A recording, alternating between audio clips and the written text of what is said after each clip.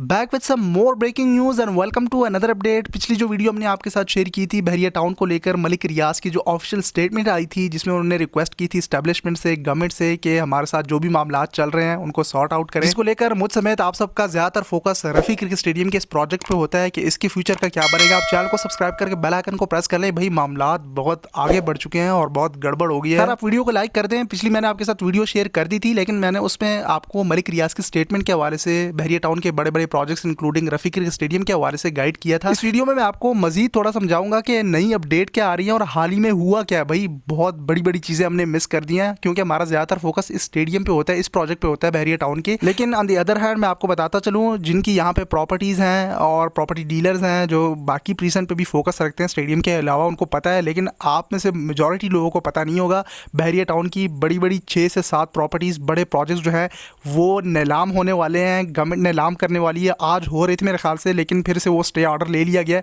ये क्या कहानी है, इसको समझना बहुत इंपॉर्टेंट है, इसलिए मैं कह रहा हूँ ये मिस नहीं करना, क्योंकि कल को जब इतने बड़े बड़े प्रोजेक्ट, इतनी बड़ी बड़ी प्रॉपर्टीज़ नीलाम हो रही हैं, कल को क्या पता बहरिया टाउन के रफ़ी क्रिकेट स्टेडियम प्रोजेक्ट को भी ऑक्शन के लिए पेश कर दिया जाए। खैर अभी ऐसा कुछ हुआ नहीं है, लेकिन न्यूज़ अच्छी नहीं आ रही। मलिक रियाज ने जो स्टेटमेंट दिया ना कि भाई हमें इस तरह से काम नहीं करने दिया जा रहा, हमें तंग कर दिया गया, मफलूज कर दिया है, और हमारे पास अपने मुलाजमीन के लिए जो 30 से 40 हज़ार मुलाजमीन हैं उनकी तनख्वाहें देने को पैसे नहीं है। लेकिन कल ही बहरिया टाउन मलिक रियाज और जो उनके बेटे हैं अली रियाज, उन्होंने अपनी पूरी फैमिली के साथ मिलके, इवन मलिक रियाज भी मौजूद थे, कल ही लेटेस्ट वीडियो जारी किया है, टिकटॉक पे भी आप जाके देख सकते हैं। दुबई में अब उन्होंने इन्वेस्टमेंट करना शुरू कर दिया है। वादा नाम से एक बड़ा प्रोजेक्ट भी उन्होंने लॉन्च किया है, बहुत से लोगों को इसका पता भी है। रफ़ी क्रिकेट स्टेडियम को कंप्लीट करने के लिए पैसे नहीं है, बहरिया टाउन के मुलाजमीन को तनख्वाहें देने के लिए पैसे नहीं है। हाँ, बट दुबई में बड़े पैमाने पर प्रोजेक्ट्स लॉन्च कर सकते हैं, वहाँ पे दिरहम में बात चल सकती है। दूसरी तरफ आर्बिट्रेशन वाले जो भी अमाउंट मांगेंगे ले दे के मामला हल करने के लिए, वो पैसे हम देने को तैयार हैं। ये अपील भी कल अपनी स्टेटमेंट में उन्होंने ये जारी की। मुझे पता है अभी आपको ये बातें समझ नहीं आ रही होंगी, अब कंटिन्यू रखें वीडियो को।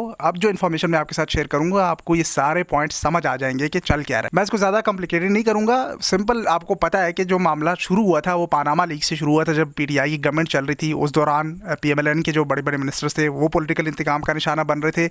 इस दौरान बहरिया टाउन कराची के बड़े बड़े प्रोजेक्ट्स पे काम चल रहा था, बाकी इस्लामाबाद लाहौर साइड पे भी काम हो रहे थे, रफ़ी क्रिकेट स्टेडियम पे भी रैपिडली काम हुआ था, रिसेंटली आपने देखा था। फिर जब पीटीआई की गवर्नमेंट गई, पीएमएलएन अगेन पावर में आई, तो फिर जो पीटीआई के मिनिस्टर्स थे वो पॉलिटिकल इंतकाम का निशाना बनते गए, जिसमें मलिक रियाज भी इस पॉलिटिकल इंतकाम का निशाना बन गए। जब सुप्रीम कोर्ट ने 460 अरब रुपए का एक केस बनाया था बहरिया टाउन कराची पे, वो उसकी अदायगी भी करनी थी। उस दौरान रफ़ी क्रिकेट स्टेडियम पे भी काम रुक गया था। बहरिया टाउन कराची के बड़े बड़े वकील जो है वो सुप्रीम कोर्ट के चक्कर लगा रहे हैं। इसी दौरान नैब की तरफ से मलिक रियाज पे भी केस बन गया था 190 मिलियन पाउंड रुपीज़ का। वो तो आपको पता है, अलकादर ट्रस्ट का, वो इमरान खान, मलिक रियाज, वादा माफ गवाह, वो सारी चीज़ें आपको पता है। उसके बाद मामलात यहाँ तक आ गए कि 12 जून को इस्लामाबाद हाई कोर्ट ने बहरिया टाउन की डिफरेंट बड़ी बड़ी प्रॉपर्टीज़ को नीलामी के लिए उसका ऑर्डर दे दिया कि इसको नीलाम कर दिया जाए।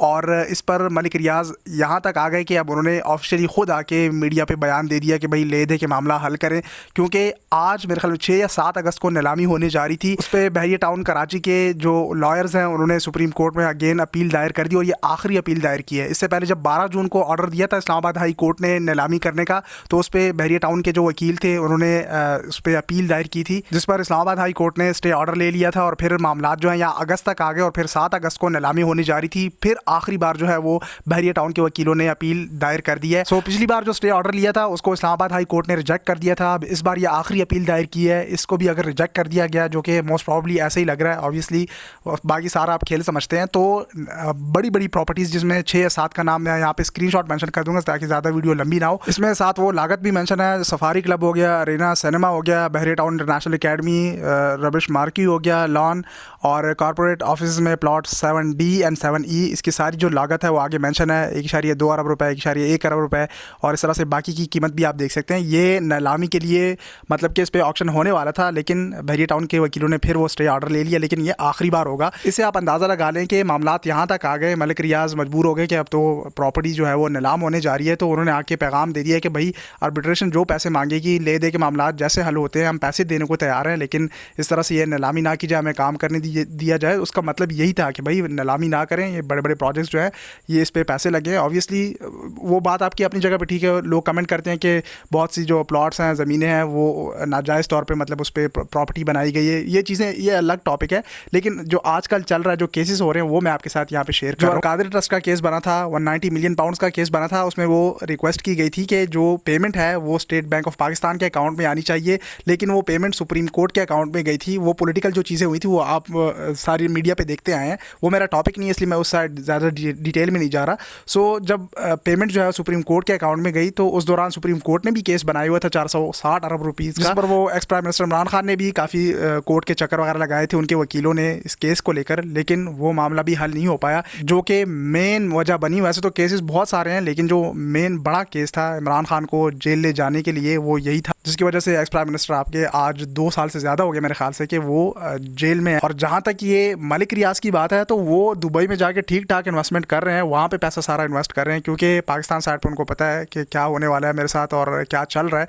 सो जब प्रॉपर्टी नीलाम करने की बात आई तो मलिक रियाज जाग गए कि भाई ले दे के मामला हल करें। अभी तक वो कुछ नहीं कह रहे थे।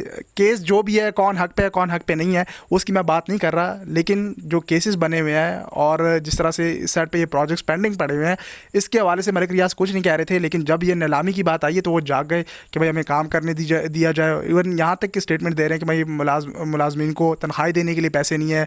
सो ये तो ठीक नहीं कर रही कि उन पर केसेस बना रहे हैं और पॉलिटिकल इंतकाम का निशाना बना रहे हैं। वो चाहे PMLN गवर्नमेंट हो, PTI गवर्नमेंट हो, ये चीज़ नहीं होनी चाहिए। जब नई गवर्नमेंट आए तो वो जो पुराने प्रोजेक्ट्स हैं जो पेंडिंग है उनको मजीद आगे ले जाकर उसको कंप्लीट करे, ना कि एक दूसरे की टांगे खींचकर एक दूसरे को पॉलिटिकल इंतकाम का निशाना बनाए। पाकिस्तान इसी वजह से पीछे रह जाता है डेवलपमेंट के मामलात में, जिसकी अक्सर मैं आपको अपनी वीडियोज़ में एग्जाम्पल देता हूँ। पंजाब साइड पे सियालकोट के क्रिकेट स्टेडियम की एग्जाम्पल आपके सामने है कि वहाँ पे हाई परफॉर्मेंस सेंटर और हॉस्टल को सारा काम हुआ जो कि PTI गवर्नमेंट ने किया, लेकिन जब स्टेडियम बनने की बात आई तो PTI गवर्नमेंट चली गई। जो उस्मान बुज़दार CM थे पंजाब के, उस दौरान उसमें हमने कितना हाईलाइट किया कि CM पंजाब मरीम नवाज शरीफ अब उस पर मजीद आगे काम कंटिन्यू करके स्टेडियम बना दे और बेशक अपना ठप्पा नाम का ठप्पा लगवा, लेकिन नहीं भाई ये तो PTI गवर्नमेंट ने पहले इसमें काम किया है, उनको क्रेडिट जाएगा कहीं ना कहीं। तो भाई नहीं, बस सियालकोट के लोग जो है ना वो बाहर में जाए, उससे हमें कोई लेना देना नहीं है, लेकिन हमें स्टेडियम नहीं बनाना, क्योंकि भाई ये PTI गवर्नमेंट एक्स CM जो थे उस्मान बुज़दार उन्होंने इसमें काम किया, वो उन्होंने बनाया। इस तरह से PTI गवर्नमेंट ने जो वो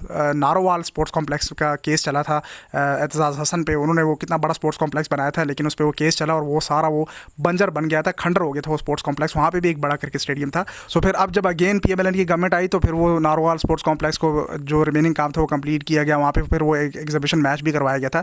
ये सारी स्टोरीज़, ये सारी चीज़ें शेयर करने का मकसद ये है कि भाई जो काम जिस गवर्नमेंट ने कर दिया उसको आगे मजीद कंटिन्यू करके बेशक अपने नाम का ठप्पा लगवा कर उसको कंप्लीट करें, ना कि एक दूसरे की टांगे खींच के पॉलिटिकल इंतकाम का निशाना बनाकर ये केसेस वगैरह बना दे। एटलीस्ट वो प्राइवेट सेक्टर थोड़ा बहुत काम कर रहा था, जैसे भी था, एटलीस्ट ऐसा स्टेडियम आपको दे रहे थे जो सामने आपको दिख रहा है। इसके अराउंड आप एरिया देखिए जिस तरह से इसका डिज़ाइन किया गया है, और यहाँ पे ये हाउसिंग सोसाइटी बन रही थी, यहाँ पे पार्किंग स्लॉट को आप देख लें, इसके अलावा जो एकेडमी ग्राउंड थे, तो भाई ये भी पॉलिटिकल इंतकाम का निशाना बन गया। बेहतरीन स्टेडियम होने वाला था। सो खैर अब मामला यहाँ पे आके रुका हुआ है। इसके बाद मजीद जो अपडेट आती हैं मलिक रियाज के साथ क्या होता है, उनकी वो प्रॉपर्टीज़ के साथ क्या होता है, नीलामी होती है या नहीं, इस्लामाबाद हाई कोर्ट अगला क्या फ़ैसला देती है। फ़िलहाल स्टे ऑर्डर लिया हुआ है, मेरे ख्याल में 12 अगस्त या 14 अगस्त तक मजीद कोई ना कोई अपडेट निकल के आ जाएगी कि आया बड़ी बड़ी प्रॉपर्टीज़ नीलाम होती हैं या मलिक रियाज पैसे ले दे के मामला को हल करके और यहाँ पे जो प्रोजेक्ट्स पेंडिंग है, काम स्टॉप हैं, उनको आगे कंटिन्यू करवाते हैं।